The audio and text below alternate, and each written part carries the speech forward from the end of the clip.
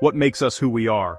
Is it the choices we make, the experiences we have, or is it something deeper, something hardwired into the very fabric of our brains? For centuries, we have looked at each other and wondered why one person is kind, while another is cruel. We all navigate the world with our own unique inner compass. Some of us are driven by a deep sense of connection to others. We feel their joy, and we share their pain. Others seem to walk a different path, guided by a logic that can seem cold and distant to the rest of us. These differences are part of the beautiful and sometimes frightening complexity of being human. These variations in our personalities are not just philosophical ideas, they are rooted in the physical reality of our brains. Imagine the brain as a vast, intricate city of interconnected pathways. In each of us, this city is built a little differently. Some have wider avenues in the regions for empathy, while others have bustling highways in the centers for logic or ambition. These are not flaws, but simply the diverse architecture of humanity. But what happens when these differences lead to behaviors that society finds difficult or dangerous? What if the brain's wiring could predispose someone to act without regard for others? This question has led scientists on a remarkable journey into the human mind. To understand these profound differences, we must first look at a specific set of personality traits. Scientists call this psychopathy. In simple terms, this describes a person who is extremely self-centered. They often struggle to feel what others feel, a trait known as a lack of empathy. It's as if they are watching the world through a thick pane of glass, observing emotions but not truly experiencing them. Because of this, they might act impulsively, chasing whatever feels good in the moment without worrying about the consequences for themselves or for anyone else. They might be charming on the surface but lack the genuine warmth that builds true connections. This isn't about labeling people as good or evil. Instead, it is a scientific quest to understand the mechanics behind these behaviors. Why does one person feel a pang of guilt after a small lie, while another can commit a harmful act without a second thought? The answers, it seems, may be hidden in the subtle but significant differences in the structure of their brains. By exploring this biological landscape, we are not just trying to understand a small group of people. We are trying to unlock a deeper truth about the connection between our minds, our brains, and our actions. It is a journey that challenges our very notions of choice and destiny. How can we peer inside the living brain to find these hidden differences? The answer lies in powerful technology. For a long time, we could only study the brain after a person had passed away, but today we have incredible tools like magnetic resonance imaging, or MRI. An MRI machine is like a very powerful camera for the inside of your body. It uses strong magnets and radio waves to create detailed pictures of our organs, including our most complex organ, the brain. This allows scientists to see the brain structure in living, breathing people without any harm. It offers a window into the mind that was once the stuff of science fiction. With this technology, scientists designed a groundbreaking study. They gathered a large group of people and carefully assessed them for psychopathic traits. It is important to remember that these traits exist on a spectrum. We all have some of these characteristics to a small degree.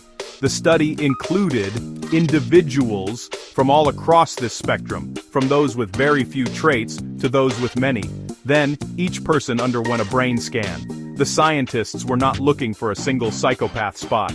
They were meticulously comparing the sizes of different brain regions between the groups. They wanted to see if a pattern would emerge. This approach is like being a detective of the brain. The scientists gathered all the scans, creating a massive library of brain images. Using advanced computer programs, they could measure the volume of specific areas with incredible precision. They compared the brains of people who scored high on measures of psychopathic traits to the brains of those who scored low. They were searching for a consistent, measurable difference that could be linked to these behaviors. This wasn't a search for a simple answer, but a careful and patient analysis of thousands of data points, all pointing toward a deeper understanding of our biology. And they found something. A remarkable and consistent difference emerged from the data. It wasn't a discovery made in just one or two people, but a clear pattern seen across the entire group. This finding provided the first strong evidence that specific personality traits, the very ones that define psychopathy, are linked to a visible physical difference in the brain structure.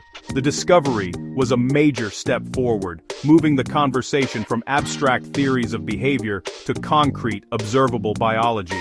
The mystery of the psychopathic mind was beginning to unfold, one brain scan at a time. The specific part of the brain that caught the scientists' attention is called the striatum. To understand its importance, let's take a tour of the brain. The striatum is not in the outer wrinkly part of the brain, the cortex, which handles much of our conscious thought. Instead, it is located deep within the brain's core, in a region that evolved much earlier in our history. The striatum is a crucial part of our brain's reward system. Think of it as the engine of your motivation. It is the part of you that says, yes, I want that. Whether that is a delicious piece of cake, a word of praise, or the thrill of a new experience. The striatum plays a central role in our decision-making process. When you are faced with a choice, your striatum helps you weigh the potential rewards. It processes signals about pleasure and satisfaction, pushing you to act in ways that will lead to a positive outcome. It is what drives you to seek out food when you are hungry, or to pursue a goal that you find exciting. When the striatum is activated, it releases chemicals like dopamine, which make us feel good and encourage us to repeat the behavior.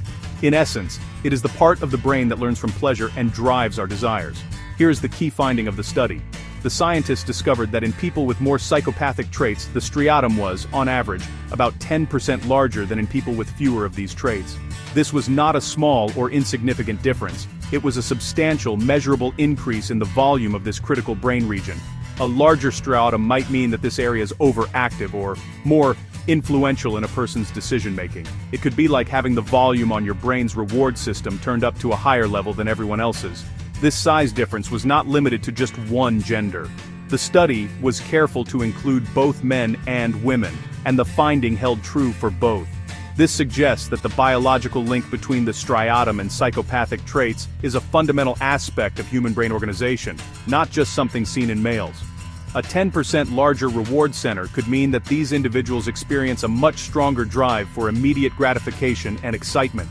It might explain the impulsivity and the constant search for new thrills, as their brains are literally built to prioritize reward above all else.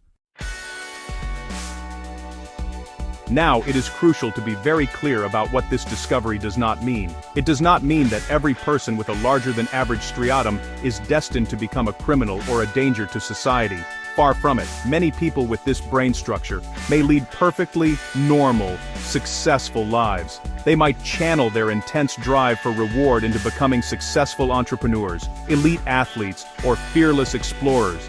Biology is not destiny. It is only one part of an incredibly complex puzzle that makes us who we are. Our brain gives us a set of predispositions, but it does not write our life story. This brings us to one of the oldest questions in science: nature versus nurture. Are we a product of our genes, or are we shaped by our environment? The answer is that we are a product of both.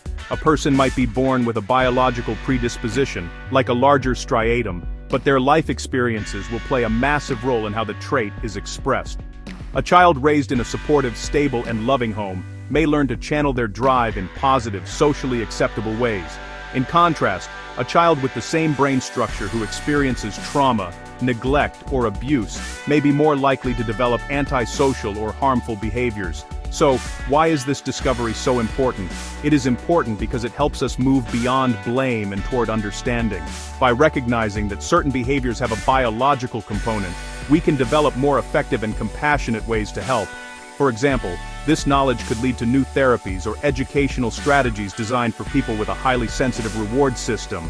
We could teach them at a young age how to manage their impulses and find healthy outlets for their need for stimulation. It opens the door to prevention, not just punishment.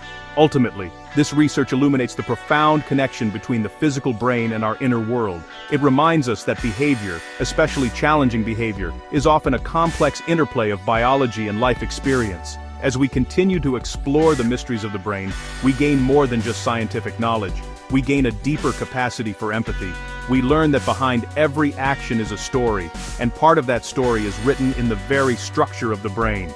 This understanding is the first step toward building a better, more compassionate future for everyone.